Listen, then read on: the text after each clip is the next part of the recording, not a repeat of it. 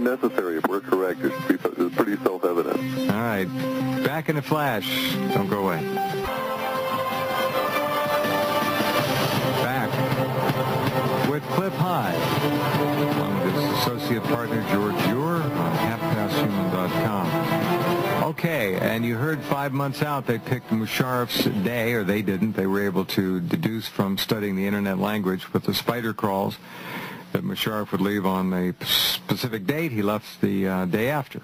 And, well, close but no cigar, Clif. I know. We're gonna try harder as we go forward. Yeah. October 7th, of course, is the day that Mario Lanza died in 1959. You know. Yeah.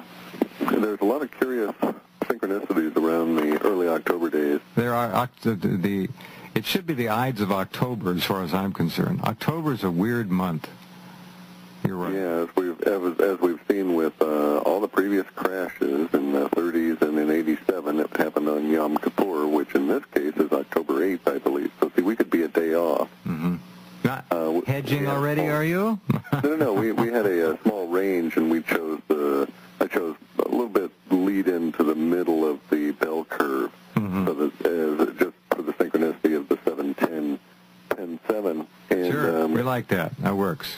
Yeah, it works, and we'll see just how accurate we are. But we should get some hints early in this month, in the sense of around the 22nd, we should see the confirmation that our current pattern in the economy, or rather in the markets, is broken. And that's this pattern of everything being propped up since about July 15th. And then we should head back into a much more realistic appraisal of what's going on. But then again, we still have, like I say, all the confusion around the election, which isn't going to do the markets any good. And some of the economic stuff should be set up, I guess, by the 27th. So we may have a situation from where the 27th through the 7th of October, we have a very stressful time relative to the markets in the sense of a lot of verbiage around the potential for a pending super crash. Mm-hmm.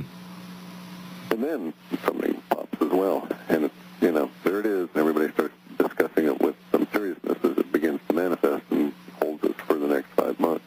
We can be wrong. I mean, no question about that. Usually on something like this, though, on something this large, it's awful hard to be wrong in the main, in the individual particulars. When it starts, this kind of thing, we could definitely be wrong. This again is I guess we could call it precognitive.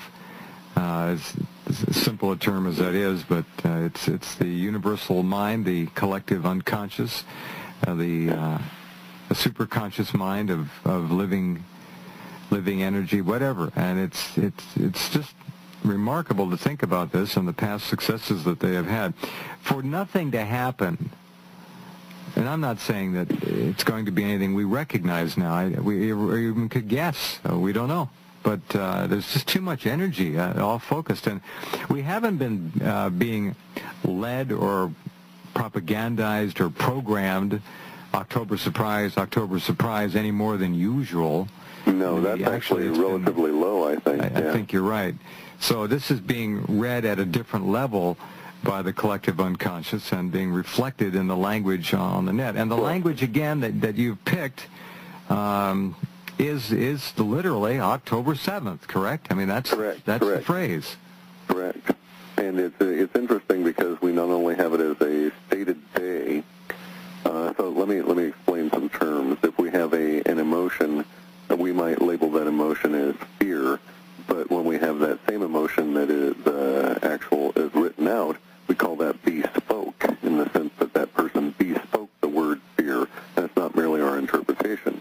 And we're getting this as a bespoke word in the sense that it would appear that in the future there will be words within the global media stream, articles written which reference October 7th, the same way we do with, for instance, the 7/7 bombing in London. I'm not saying a terrorist attack or anything, mind you. I'm merely stating how we memorialize or convert to an archetype the specific date. So we do believe that everybody will recognize at some point that it was October 7th that this all began. Now, it could be that we're looking at something, because we've had the language for a lockdown and this kind of a deal, we could be looking at something like a central bank walk-up that would maybe start to manifest on the 27th. Everybody holds their breath to see what's going to happen to the global financial system. And then Louis on October 7th, it all lets loose. That kind of a deal. And not necessarily. A lot of people think political and potential assassination. Right. That's a logical thing, and there is an overlay there that works. But the financial indicators continue to suggest that we're maybe just at the end of the beginning of this thing, and it's just really going to pick up steam. And we're out of bullets here. You can't keep doing this, and it may be all over. Lehman Brothers is in trouble. The South Koreans, a big bank there, is going to buy a piece of them, I guess, to try to keep them on life support. I again, and I think we talked about this last time, I think it's really all over. I don't think there's any way to reconstitute, rehabilitate, or reformat this current game anymore. It does appear that that's the case. We also have a lot of indications in our work that we're going to hit a period of the absolute collapse of, quote, consumer spending in the U.S., probably hitting us in mid to late November with such a vengeance that it's pretty much the death of the consumer-based society at that point, and that's when we begin to really get into transformation. And that's all we are anymore, is a consumer-based society, and have been for years. We quit manufacturing 20 years ago, basically. Yeah, that won't last very long, though, and you'll be surprised at how rapidly the manufacturing begins to come back. This is interesting, and there has been some manufacturing returning already because of the escalating price of fuel to transport some goods from remote locations. Yeah, it used to be cheap to ship atoms and electronics or electrons. Now it's only digits that go cheaply. Well, good point. Hang on, back in a minute with Clif of halfpasthuman.com. Hi, back with Clif. What about this winter, Clif? I mean, we've already answered the question partially, but are there any other memes showing up about extremely cold temperatures due to fuel shortages or anything like that? Yeah, we actually have had that since probably November, December of last year, that this winter would be exceptionally cold, and to the point where combination of the economics that are going to develop and everything would actually lead to some levels of rationing. As George points out, rationing can occur in two forms, either through government edict or through price, I guess not control, but being out of control. Right. And we're probably going to get that.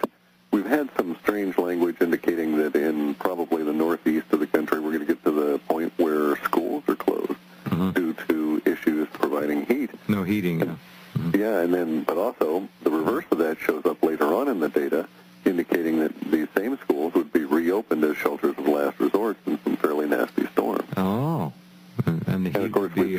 I say we've just come through and have evidence now that we've just come through a whole month with no sunspot, which have been associated, of course, with modern minimum and some of the other mini ice ages.